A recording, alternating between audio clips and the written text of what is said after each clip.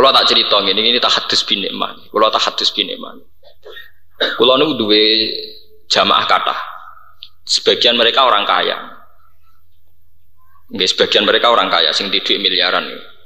Nanti tanglet kula, Pak Bah, saya ini orang kaya, punya uang 1 miliar. Itu menurut Pak Bah dipakai apa?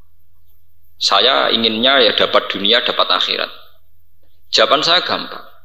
Kamu tidak harus ngasihkan uang 1 miliar itu menjadi masjid, tidak harus.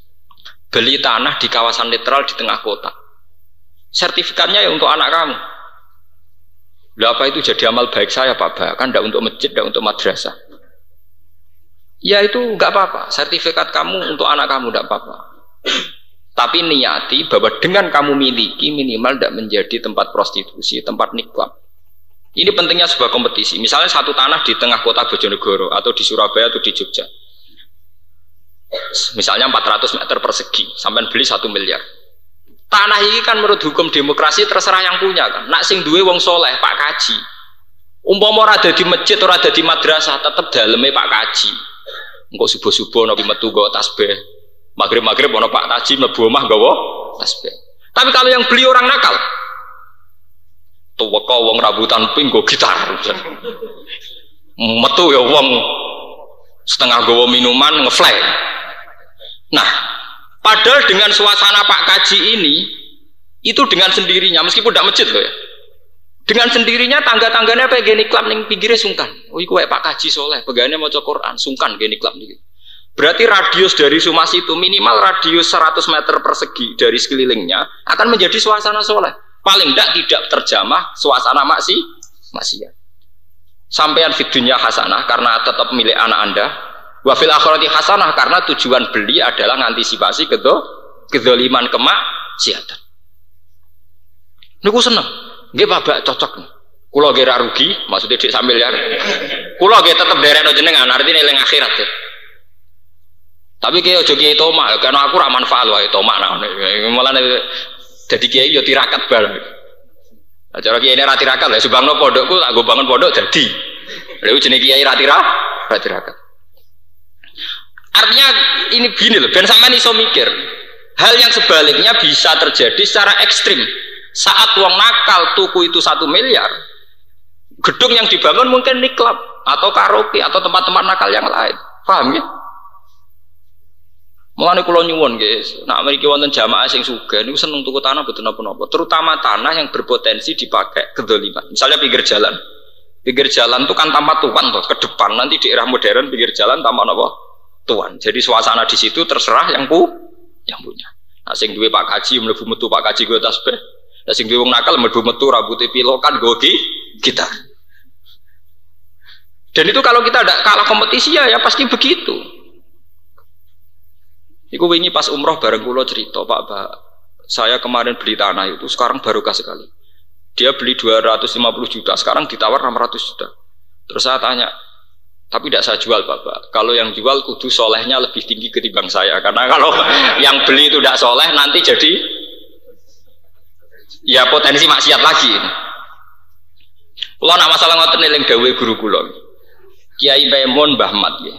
Kiai Memun guru kula, Mbah Mat abahe Kiai Memun. Kula cek eling. Niki cerita ijtihadnya Kiai. Di perbatasan Jawa Tengah Jawa Timur itu ada warung Pantura, itu miliknya Gus Said. Gus Said itu murtranya Bakhim. Tanah itu dulu mau dibeli Cina 2 miliar atau 3 miliar. Zaman itu uang 3 miliar itu banyak sekali. Terus banyak kaji-kaji yang ingin ke tanah di kawasan situ. Ini dawe bangun, dawe guru-guru kulo. Kowe atok ra kaji timbang tanah itu buat dol Cina. Karena apa? Efeknya luar biasa. Kalau tanah itu jek milik wong Islam minimal enggak menjadi tempat maksiat itu minimalnya. Maksimalnya syukur-syukur menjadi suasana taat, nggih. Kalaupun tidak menjadi suasana taat minimal tidak menjadi suasana apa? Maksiat. Dan sampean bayangkan perbatasan Jawa Tengah Jawa Timur pinggirnya wis serbung. Serbung ya rontok lokalisasi setengah ngoten.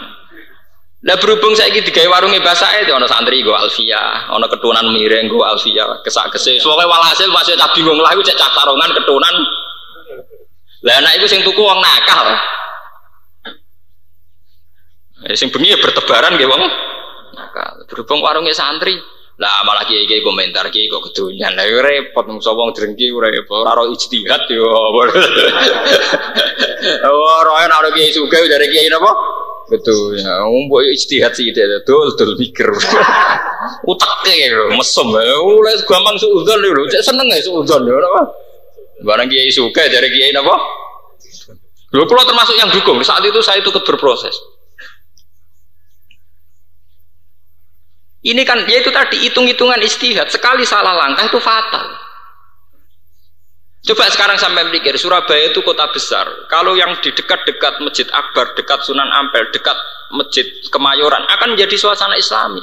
Sama yang dekat Doli juga akan menjadi penjualan kondom, obat kuat dan sebagainya. Karena cepat-cepatan kompetisi, cepat-cepatan membuat suasana. Coba kalau misalnya desa sini ada kelompok ngaji gini, wong go jalalen ku asing. Mergo biasa ana wong nggawa tafsir, nggawa kitab. Misale ning kene ku ana wong sugih nakal, misale. Terus dia ini suasana nggawa gitar, tiap sore ana cah gitaran. Suwe-suwe sing nggawa kitab sing isin. Mergo kalah kuat mek kelompok sing nggawa napa? Gitar. Tapi nanti yang nggawa kitab oleh kuat sing nggawa gitar sing isin itu disi-disian kompetisi. Saya punya santri di Jogja, di perkampungan orang nakal. Diambil yang sugih. Gus saya itu punya uang 500 juta. Saya itu udah alim, tapi saya seneng jenengan. Cara jenengan dipakai apa? Ki gawe pondok putri. Lah kula ora kiai kon gawe pondok putri. Tapi ono syaratnya kudu mewah. Nek elek haram. Nah, terus fatwa nek elek napa? Haram. Lah terus tujuannya apa, Gus? Ngene. Pondok putri radiusnya iku 200 meter persegi, sing sitok tak ada kok pol kulon, sing sitok tak ada kok pol wetan. Lah tujuane napa? Wis pokoke anut ngono, pokoke nek dadi lagi tak kok meneh tujuane apa. Mun dadi kondo. Terus kalau ceritane, sampean gak kudu ngalim. Sementing mbak-mbak yang sudah jilbaban itu kalau pagi ngaji di Pondok Timur, sorenya di Pondok Barat atau sebaliknya. Sehingga di kawasan situ terbiasa wong mlaku jilbaban nutupi aurat. Ini harus menjadi suasana, jangan sampai suasana diambil alih sing kulino liwat wong katokan cekak, blodor ketok payudarane. Karena ini efek sosialnya luar biasa. Kalau suasana nakal lebih cepat, sing jilbaban sing isin. Nah, suasana jilbaban lebih cepat, sing blodor isin. Ini hukum sosial. Lalu mandi tenan. Saat ini pun berjalan 2 tahun mandi. Akhirnya sing biasa karo antika minimal celana isin. Mergo kan kontrasin nemen. Mosok wong jilbaban dijajari wong napa? Karo antika. Lah nek celana ada mirip to, gak jomplang teman-teman. Ini pentingnya kompetisi. Ya, pentingnya kompetisi. Tapi buatan kampanye loh, kalau sama lebih cepat, lebih baik, buatan. Artinya semua redaksi Quran tentang kebaikan itu pasti dengan redaksi fasabiqul khairat, fafirru ilallah, wasari'u. Semuanya bentuk cepat, firor. Karena sampai khawatir darah ini kalau kampanye ya kalau sudah baik lanjutkan kan gampang itu. Niki pentingnya ngaji. Kita punya sanad keulamaan. Kalau gak ada sanad untuk guru-guru. Niku riyen Mbah Mun kalian Mbah Matu sampai ngoten tiang-tiang Blitung niku nek adol tanah teng Cina dikandani. Iki adol tanah kok apa? Nggih kaji, Mbah. Sing nuku sapa Cina, atok ra kaji.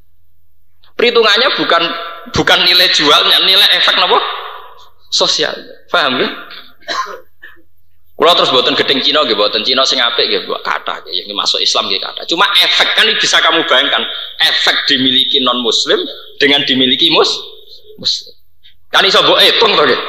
Saelek-elek Pak Kaji nak duwe tanah minimal digawe omah anake. Saelek-elek Pak Kaji nak esuk maca tasbih mubang-mubang kok sore maca tasbih. Paling gak suasanane Pak Kaji mlebu metu nggawa tasbih. Saapi-apike wong zalim to nggo gitar ngalor ngidul, magrib-magrib nyetel tip. Wis paling apik lah. Lah nek elek terus dadi produksi sabu-sabu to malah. Mulane penting nggih, mulane sampean kula nyuwun nggih, nek sing sugih atau setengah sugih, nek di dhuwit tuku tanah. Terutama yang potensi untuk kemaksiatan. Niati ibadah, niati napa? Ibadah. Mboten niati taksirul mal mboten. Niati napa? Ibadah. Nak sampean ra sugih kaya kula misale, nggih santrine sing sugih. Nak sampean ra sugih ra dikanca wong sugih terus pun salat mau teng omah. Cek siale ra sugih ra dikanca wong napa? Sugih kok entek uripem kok wis napa?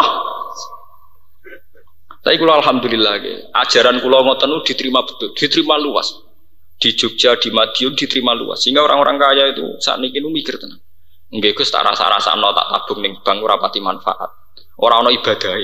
Nah tak tukono tanah sawangane paling ndak menolak potensi kemaksiatan. Minimal tuh menolak potensinya.